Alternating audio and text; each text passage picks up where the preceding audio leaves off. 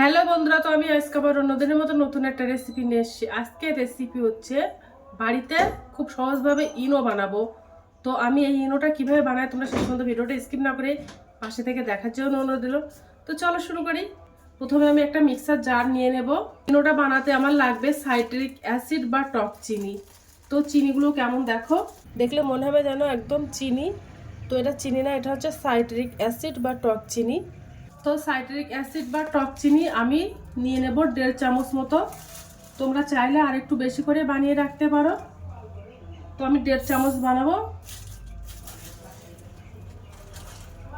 তো দেখো 1.5 চামচ নিয়ে নিয়েছি। আর লাগবে আমার খাবার সোডা। তো এর থেকে আমি 1.5 চামচ নিয়ে নেব। তো দেখো 1.5 চামচ নিয়ে নেব। যতটা আমি সাইট্রিক অ্যাসিডটা নিয়েছিলাম ততটাই আমি এই খাবার সোডাটা নিয়ে নিলাম। আর লাগবে আমার লবণ। এই তিনটে উপাদান দিয়ে ইনোটা আমি বানাবো। দেখো লবণটা আমি কতটা নিয়েছি, এই চামচের আমি 1/2 চামচ লবণ নিয়ে নিয়েছি, খুব বেশি নেব না। তো দিয়ে দিলাম মিক্সার জারের মধ্যে।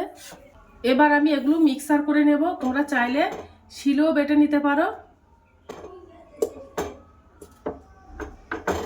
দেখো একদম মিহি গুঁড়ো হয়ে গেছে, একদম এর মধ্যে কোনো দানা নেই, একদম পাউডার গুঁড়ো হয়ে গেছে। এবার আমি একটা বাটি নিয়ে নিলাম। এবার আমি বাটিতে ঢেলে নেব।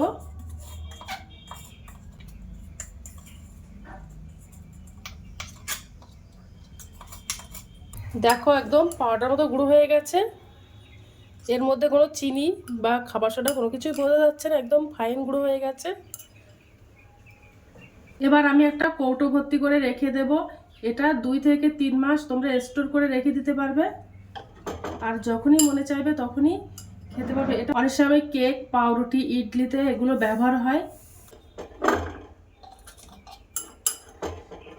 এবার জল দিয়ে আমি একটু গুলে দেখাবো যে কেমন হয়েছে। তো একটা গ্লাসে আমি ছোট চামচের 1 চামচ দিয়ে দেব। এবার জল দিয়ে দেব। দেখো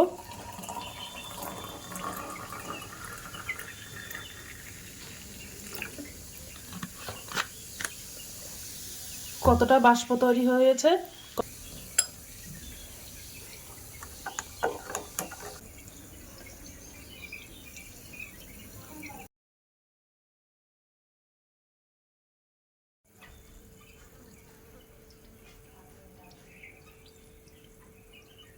কেনা ইনো দিয়ে এবার তোমাদেরকে দেখাবো যে কেমন এটা।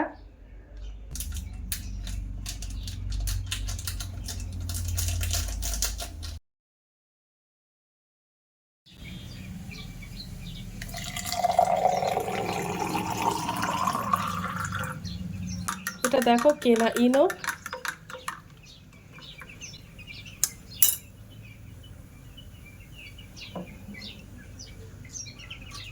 5 টাকা খরচা করে বাড়িতে সারা বছরের জন্য সংরক্ষণ করে রেখে দিতে পারবে ইনোটা।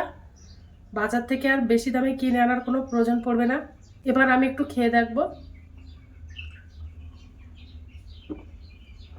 এটা বাড়িতে বানানো ইনো, সেই ইনোটাই খাচ্ছি।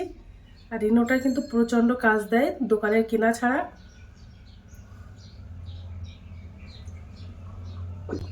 প্রচণ্ড গ্যাস হলেও কিন্তু ইনোটা লাগে বাড়িতে। তো তোমরা ঝটপট এইভাবে বানিয়ে নিতে পারবো বাড়িতে, দোকানে আর যাওয়ার কোনো প্রয়োজন হবে না। আর অনেক সময় কেক, পাউরুটি, ইডলি এগুলোর কাজে লাগে, ইনোর কাজে লাগে। এই ইনোটা দোকানে বা বাড়িতে একই সমান কাজ করে। লেবু যে ফ্লেভারটা দিলে আরও কিন্তু খুব ভালো লাগে খেতে, ওটা আমার কাছে নেই, তার জন্য আমি প্লেন বানিয়েছি।